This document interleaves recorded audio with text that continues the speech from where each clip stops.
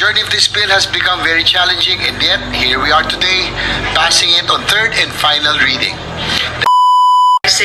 This Magna Carta of Barangay Health Workers that will recognize their indispensable role in our healthcare system and provide the much needed incentives, benefits, and opportunities for education and skills training that they deserve for their hard work.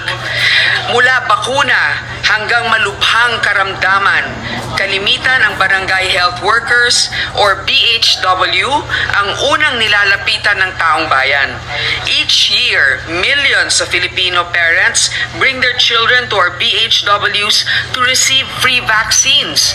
Pati yung first 1,000 days of a child's life, marami ang kapartner natin na BHW.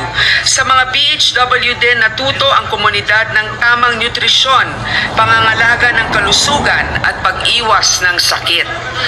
COVID-19 only brought to the fore the crucial tasks they carry out for our citizens. Ang ating mga BHWs ang siyang nagdala ng quarantine facilities at nagmonitor sa mga may sakit. Sila din ang tumulong sa mga doktor sa pagbakuna laban sa COVID. For the service of the Filipino people, they continued their work despite the uncertainty and dangers brought about by the pandemic. I thank the sponsor for also including in the bill our proposal to give our BHWs the incentive and benefits they rightfully deserve.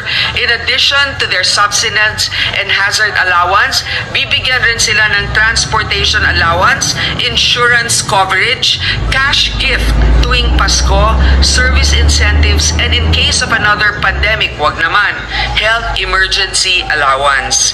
Para rin makahikayat ang volunteers sa mga 3rd and 5th class municipalities kung saan talagang nagkukulang ng BHWs, we shall also provide employment subsidies to incentivize those in unserved and underserved areas.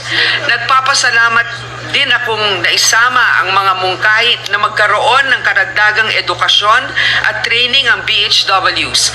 DOH and TESDA shall professionalize our local healthcare by providing training and certification for all of our healthcare professionals.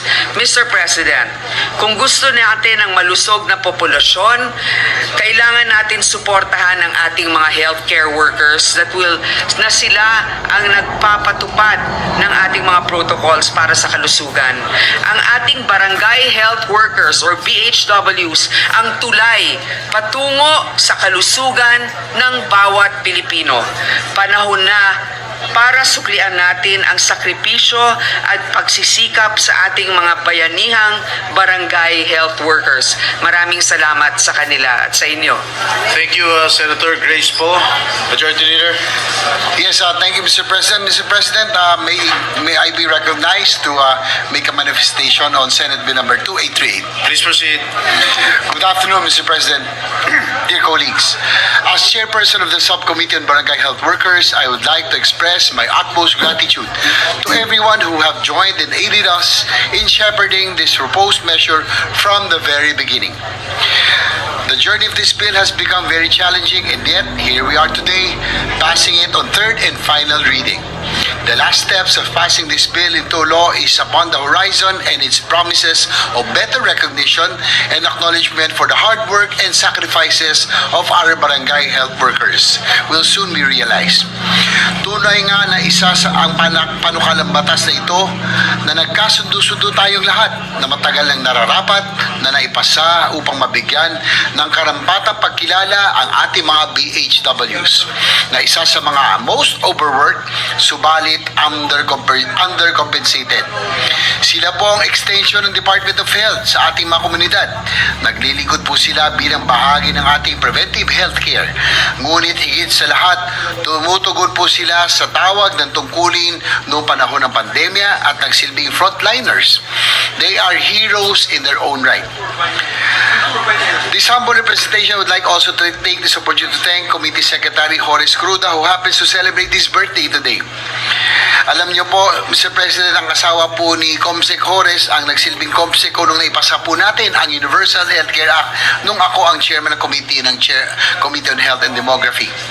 Nagpapasalamat din po ako, Mr. President, siyempre sa ating pong Senate President President, at sa Chair ng Committee on Health, ang Mother Committee kay Senator Bongo, para payagan po tayo mag-head ng subcommittee para po maituloy ang pagpasa ng importanteng panukalang batas at malapit na maging batas ang Magna Carta for the Barangay Health Workers.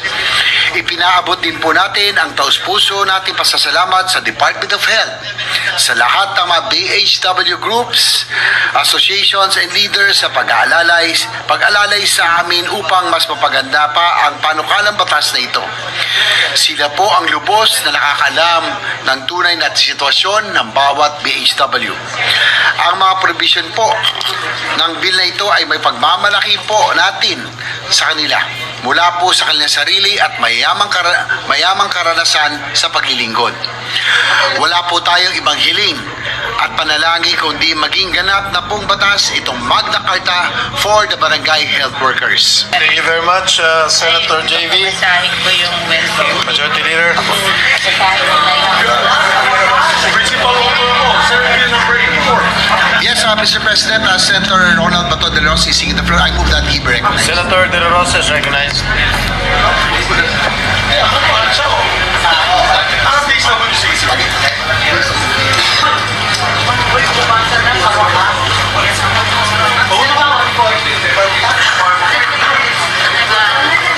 Mr. President, without that motion, instead, the Senator Christopher Bongo is seeking the floor for manifestation on the same measure, Your Honor, Mr. President. Senator Christopher Bongo is recognized.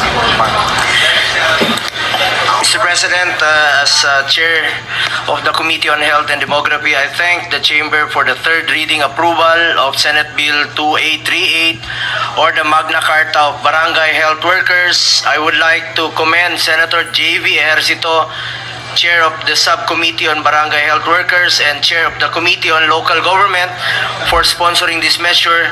As one of the authors and co-sponsors of the measure, we have been pushing for this bill that would promote the welfare and well-being of BHWs and provide them with incentives and benefits through the collaborative efforts of LGUs and the national government.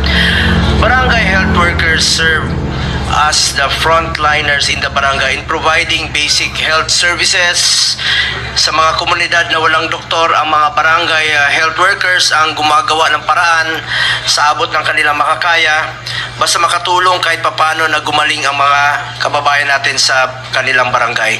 Kung dedikasyon lamang po ang pag-uusapan, wala na tayong mahihiling pa dahil nariyan ang ating mga BHWs para tumugon sa tawag ng tungkulin.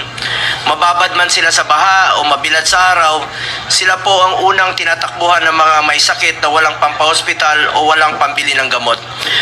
Buong buo po ang kanilang pagsiservisyo kahit papag-uwi nila sa bahay, sila mismo ay walang-wala at hindi rin malaman kung saan kukuha ng panggastos. Despite their essential role and function, they are only considered as volunteers in the community. Lahat ng kanilang sakripisyo ay voluntaryo o kawang-gawa. Kaya naman kahit napakaliit ng incentives at benefits, kung minsan wala pa nga, kinikim-kim na lamang po nila ito, tuloy po ang kanilang pagtatrabaho at pagsiservisyo. Noong panahon ng pandemya, sila po ang hero natin. Sila yung umiikot sa kabarangay, tumutulong po sa pagpapabakuna. Ipinasa natin, nung pandemya rin po, ipinasa natin ang batas. Pinasa natin ang batas para bigyan sila ng Health Emergency Allowance o HEA. Sa kakaikot ko po sa buong bansa, maraming BHWs pa rin po ang nag-aapila ng kompensasyon mula sa gobyerno. Ang lagi nilang sigaw, HEA, HEA, HEA. Finally, after 12 hearings dito sa Senado, na nakapag-release na po ng 27 billion sa HEA dahil services rendered na po ito, pinagpawisan at pinagpaguran po nila ito. Mr. President, it is only imperative for us to listen to their needs. It is high time that we institutionalize compensation for our heroes in the barangay. Huwag po natin silang paulit-ulit na pangakuan at sa huli ay pwedeng mauwi lamang sa wala. If passed, this bill would provide BHWs with monthly honoraria of at least 3,000, transportation allowance, subsistence and hazard pay for qualified BHWs, insurance coverage, and annual cash gift, among others.